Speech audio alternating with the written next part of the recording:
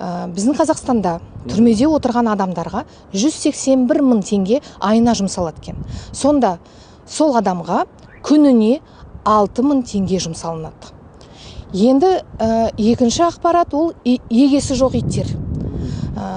Егесі жоқ иттерді даладан ұстап алып, егесін тапқанша дейін қамайтын бір жері бар ғой, сол жерде қамап 15 күн ұстайды екен. Сол 15 күн ұстау үшін 96 мың теңге жұмсалынады екен. 96 мың санаған кезде бір күніне 6,5 мың теңге.